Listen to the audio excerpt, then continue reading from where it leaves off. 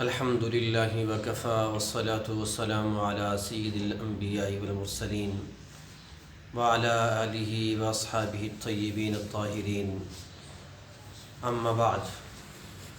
قال النبی صلی اللہ تعالی علیہ وسلم یقول اذا سمعتم به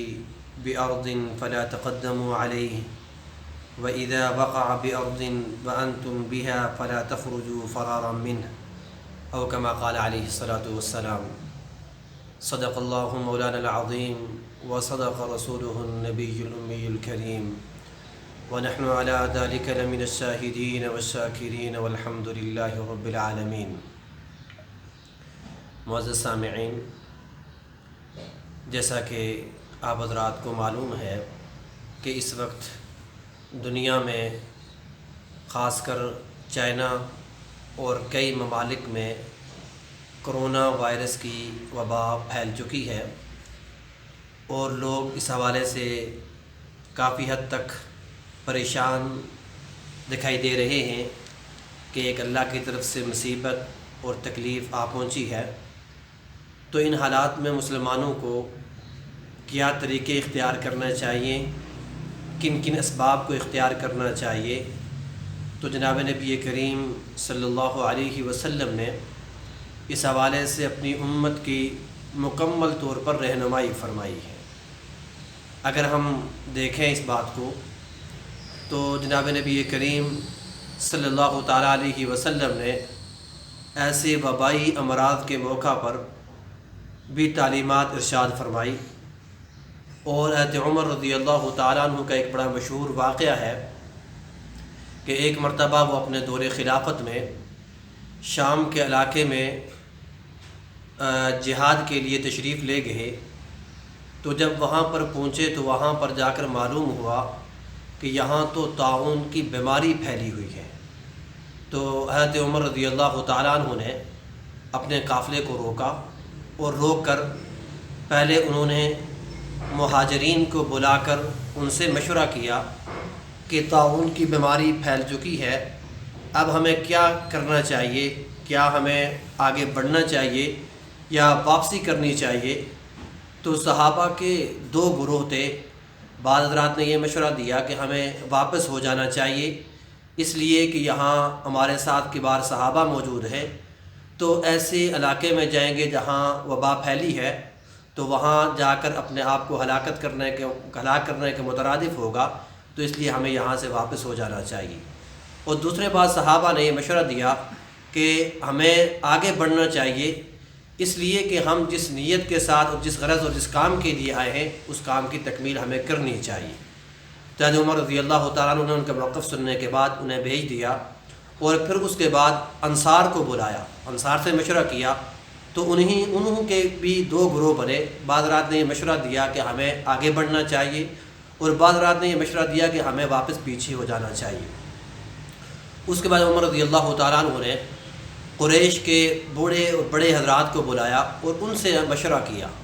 کہ ہمیں اس موقع پر کیا کرنا چاہیے. تو قریش کے جو بوڑھے حضرات تھے ان کا کوئی اختلاف نہیں ہوا، بلکہ انہوں نے متفقہ طور پر یہ کہا کہ ہمیں واپس ہو جانا چاہیے. اور اس کے بعد جب حضرت عمر رضی اللہ تعالیٰ عنہ نے یہ فیصلہ فرما دیا کہ صبح میں بھی اپنے سواری کی پیٹھ پر موجود ہوں گا اور آپ سب لوگ بھی سواریوں کی پیٹھ پر موجود ہونا اور ہم واپسی کوچ کریں گے اور یہاں سے واپس ہو جائیں گے. تو اس موقع پر ابو عبادہ بن جراح رضی اللہ تعالیٰ عنہ نے حضرت عمر رضی اللہ تعالیٰ عنہ سے یہ کہا کہ اے عمر رضی اللہ تعالیٰ عنہ، کیا آپ اللہ کی تقدیر سے بھاگ رہے ہیں؟ تو حضرت عمر رضی اللہ تعالیٰ عنہ نے جواب میں مخاطب ہو کر فرمایا کہ کاش کہ یہ بات مجھے آپ کے علاوہ کوئی اور کہتا. تو اس کے بعد حضرت عمر رضی اللہ تعالیٰ عنہ کو جواب دیا کہ ہم تقدیر سے بھاگ نہیں رہے، ہم بلکہ تقدیر سے تقدیر کی طرف جا رہے ہیں. اور پھر مثال دے کر سمجھایا کہ اے ابو عبادہ بن جراح، اگر آپ کو کسی ایسے علاقے میں جانا ہو اور کسی ایسی وادی کے درمیان میں آپ موجود ہوں کہ آپ کے ساتھ قافلہ موجود ہو اور اونٹ آپ کے ساتھ موجود ہوں، آپ کے دائیں طرف ایک سرسبز و شاداب علاقہ ہو اور بائیں طرف آپ کے ایک ایسا علاقہ ہو کہ جو ویران پڑا ہے اور سرسبز و شاداب نہیں ہے، تو بتائیے کہ آپ کس طرف جائیں گے، اپنے اونٹوں کو لے کر کس طرف جائیں گے؟ تو فرمایا کہ اگر آپ سرسبز و شاداب علاقے کی طرف جاتے ہیں تو تب بھی تقدیر کا فیصلہ ہے، اور اگر آپ ویران علاقے کی طرف جاتے ہیں جہاں پر سرسبز و شادابی نہیں ہے تو تب بھی آپ تقدیر کے طرف جاتے ہیں۔ تو بتلا دیا کہ دونوں معاملات کس کے ہیں، تقدیر کے ہیں۔ تو اس کے بعد جب قافلہ چلا گیا، حضرت عبد الرحمن بن عوف رضی اللہ تعالیٰ عنہ وہاں پر تشریف لائے تو انہوں نے دیکھا کہ قافلہ کوچ کر چکا ہے۔ تو جب انہوں نے حالات معلوم کیے تو پتہ چلا کہ یہ وجوہات پیش آئی اور اس کی وجہ سے یہ بیماری اور طاعون کی وجہ سے یہ فیصلہ کیا گیا۔ تو حضرت عبد الرحمن بن عوف رضی اللہ تعالیٰ عنہ نے اس موقع پر فرمایا کہ میں نے جناب نبی کریم صلی اللہ علیہ وسلم کو یہ ارشاد فرماتے ہوئے سنا کہ جب کسی علاقے میں کوئی وبا پھیل جائے تو تم اس علاقے میں نہ جاؤ، اور اگر تم وہاں پر موجود ہو تو وہاں فرار بھی اختیار نہ کرو۔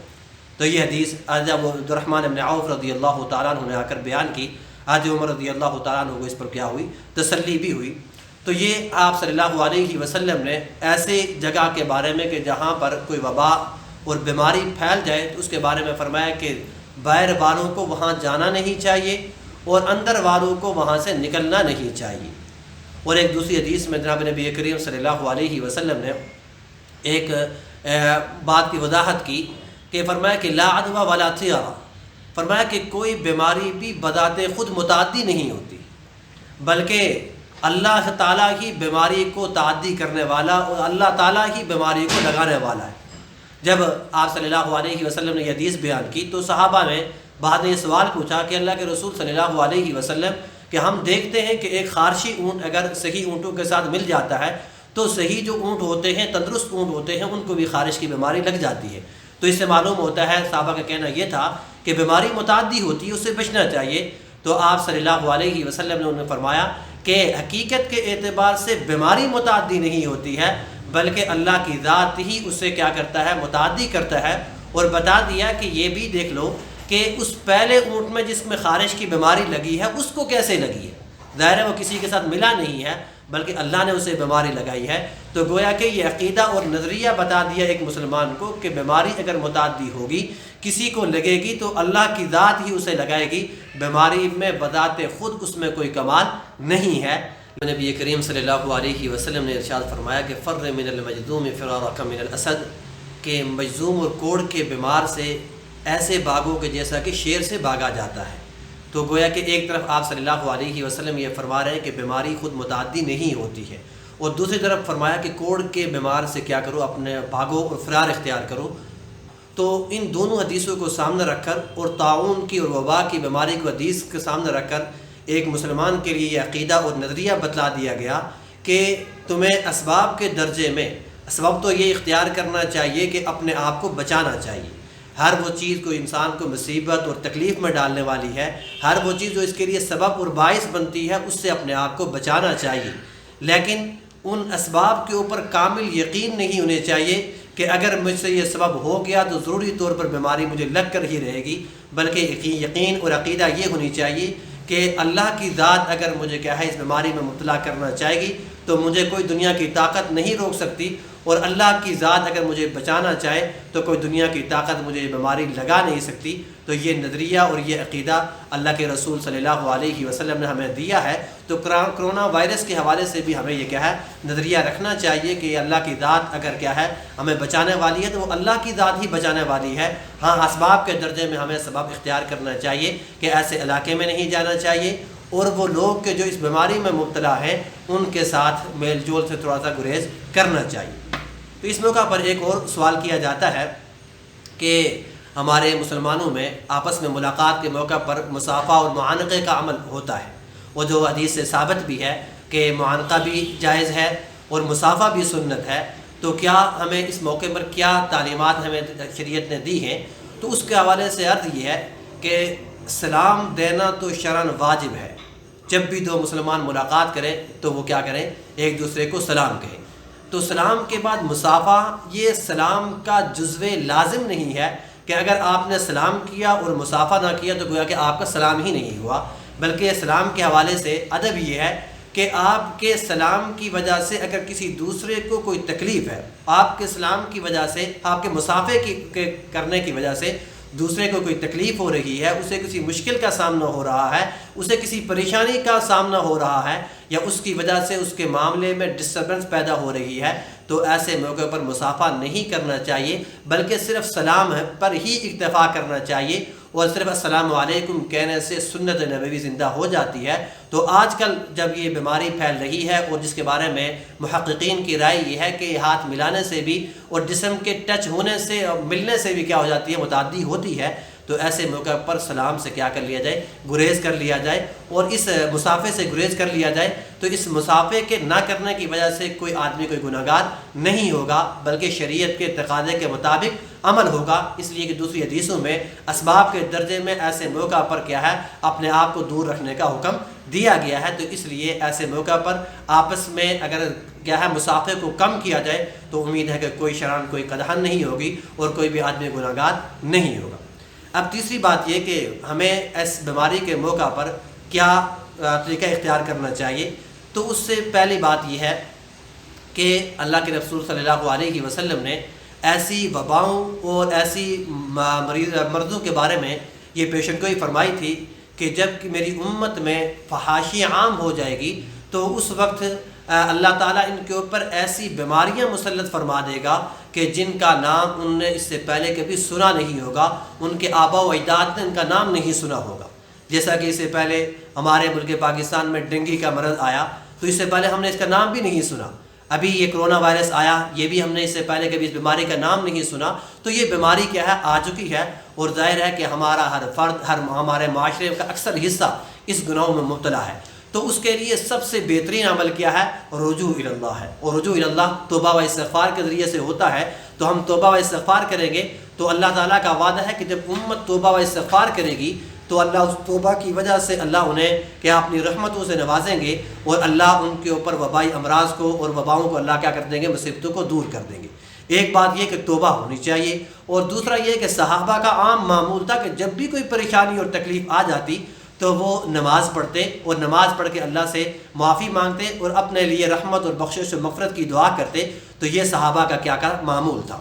ایک بات۔ اور دوسری بات یہ کام کرنے کا ہے کہ انسان ایسے موقع پر کہ جب کوئی وبا پھیل جائے تو اس موقع پر یہ آیت کریمہ کا ورد کثرت کے ساتھ کرے، لا الہ الا انت سبحانک انی کنت من الظالمین۔ یہ آیت کریمہ ہے، ہر بندہ جانتا ہے، تو اس کا ورد نہایت ہی کسی بھی مصیبت کے موقع پر نہایت ہی مجرب عمل ہے، اور اللہ کی ذات سے قوی امید اور قوی یقین ہے کہ اللہ تعالیٰ اس کی کثرت کی وجہ سے اس وبا سے ہر مسلمان کو، ہر بندے کو کیا کریں گے، محفوظ فرمائیں گے۔ اور تیسرا کام اس کے بعد کرنے کا یہ ہے کہ جب اگر کوئی آدمی کسی ایسے مریض کو دیکھے، ایسے بندے کو دیکھے کہ جو اس میں مبتلا ہے، تو اس موقع پر